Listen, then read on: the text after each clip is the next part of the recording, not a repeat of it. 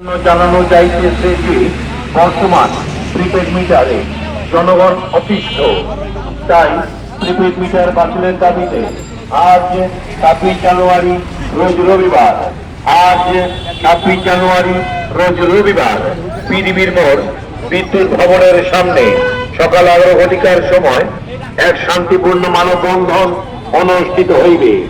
উক্ত শান্তিপূর্ণ মানববন্ধনে দল মত নির্বিশেষে সর্বস্তরের জনগণকে উপস্থিত থাকার জন্য অনুরোধ করা যাচ্ছে।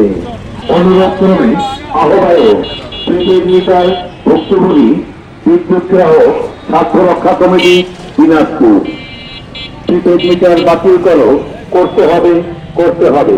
সম্মানিত দিনাজপুরবাসী, প্রিপেড মিটার ভুক্তভোগী সম্মানিত দিনাজপুরবাসী,